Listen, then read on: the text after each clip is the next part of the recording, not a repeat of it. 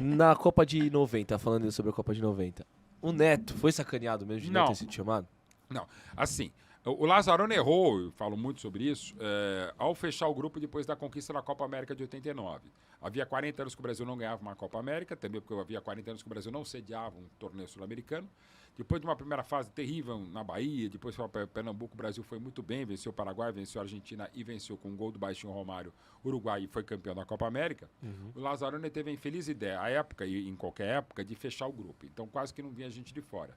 E naquela temporada que se iniciava, 89, 90, na Itália, o melhor jogador pela nota, na média do jornal La Gazzetta dello Sport, era o ex-companheiro de Neto no Guarani, o ponto esquerda João Paulo, atuando pelo Bari. No campeonato que tinha Maradona, tinha o Careca. Era a Premier League da época. Tinha a Premier League da época, com certeza, tinha Van Basten, tinha Gullit, tinha, o Rummenigge. O João Paulo teve a melhor média. E o cara não foi para a Copa porque ele não jogou a Copa América. Não faz sentido. Não faz sentido. E eu tô falando de um desses. O Tita, que é um querido, um baita jogador, sempre foi, não estava no melhor da forma em 90. Foi.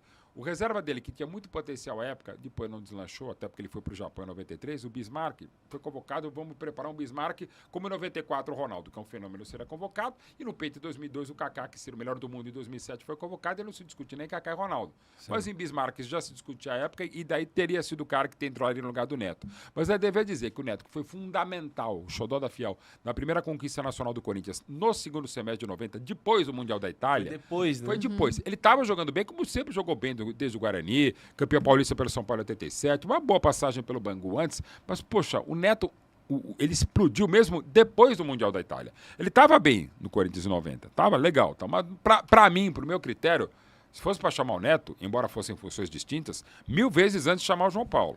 Embora você pudesse... Tava na frente. Tava muito mais na frente. Jogando na Itália, mais atleta. O João Paulo chegou a ser o jogador que mais apanhou no futebol mundial.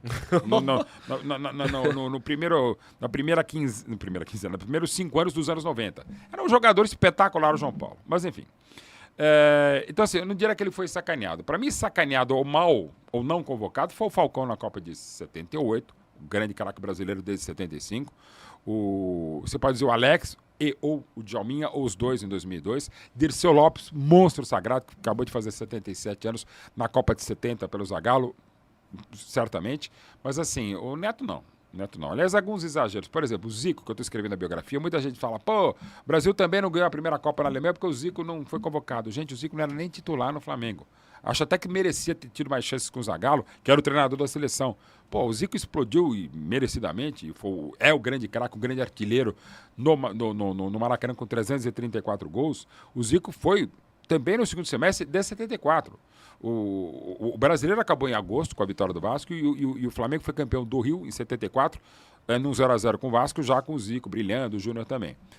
O Zico brilha a partir do segundo semestre de 74, embora sempre se soubesse que o jogador espetacular, um Zico de craque, um Zico de pessoa. Sim. Mas é um absurdo você falar, não, o Zico tinha que jogar em 74, ele era reserva do Flamengo. Ou estava começando a ser titular porque o Paulo César Caju estava com a seleção brasileira para a preparação para a Copa da Alemanha. Então, tem uns anacronismos que a gente tem que, até como jornalista, evitar que as pessoas bobeiem. Tipo assim, é importante falar sobre isso. Não, velho, é fundamental, porque às vezes você fala, pô, que nem essa coisa, né? Copa Rio, do Palmeiras em 51, do Fluminense em 52. É campeão mundial, não é? O Vasco 53. Apanha o Corinthians na Venezuela. Cara, na Venezuela, não é a Copa Rio. Não é o Rock in Rio que tem o Rock in Rio Lisboa. Aí fala, pô, e o título do Bangu em 60 em Nova York? Cara, em Nova York, Cacilda, não é na Copa Rio. E o que é pior, o jornalista pega esses memes torcedor pode fazer, claro. Jornalista até pode, mas um mínimo de comprometimento com os fatos. Cara. É avisar que é meme, né? É meme, é brincadeira. Pô, e gente boa, gente ótima, gente que viveu. Por exemplo, amo de paixão meu ex-companheiro de pão, o Flávio Prado. E ele faz de provocação, claro. Ele vivenciou. Você pode até discutir, como eu discuto, a unificação dos títulos desde 2010. Entre Taça Brasil, que para mim é mãe da Copa do Brasil, e o Robertão, que é o pai do Brasileirão. Eu não teria unificado, mas já que se unificou, que se cumpra. A CBF é corrupta. Não, tem gente corrupta. Você acha que a CBF é corrupta? Não acompanha futebol. Não jogue Brasileirão e Copa do Brasil. Federação Paulista, a FIFA, Comebol, UEFA, cara, são eles o cartório, eles que definem. Não sou eu, Mauro Betti, não é o Mauro César Pereira, não é o Juca Kfouri, não é o Milton Neves, não é o Flávio Prado, não é o Lance, não é o Placar, não é ninguém, não é a TNT, é o Jovem Pan, Jornal dos Esportes, SBT, onde eu trabalho, Rádio Bandeirantes também. Cara, é a entidade. Claro. Você pode e deve discutir. Mas se você se considera, a partir de agora, o Palmeiras Zendeca, campeão, 11 vezes campeão nacional, eu explico, como explico longamente, pode procurar na internet sobre isso. Claro. Textos longos, meio chatos pra cacete, mais chatos do que eu normalmente. Mas já que chama, assuma. Mas... Aí, respeitosamente.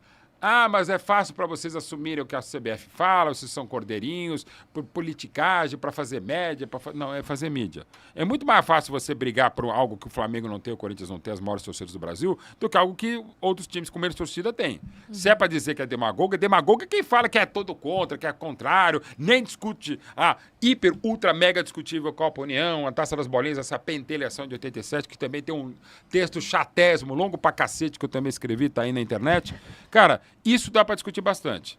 Eu acho que, por exemplo, para resumir uma questão que é longuíssima, e procure meu texto lá na internet sobre Taça das Bolinhas, aliás, bota assim, Hora Bolinhas, Mauro Betting. Tá lá, você vai achar no UOL, acho que no Lancenet, ainda tem vários lugares, eu postei, é um texto pentelho pra cacete, mais longo, mais chato que eu já produzi, e que não chega a conclusão alguma. Vocês são ótimos. Obrigado, não, mas isso é muito chato. Isso é muito chato.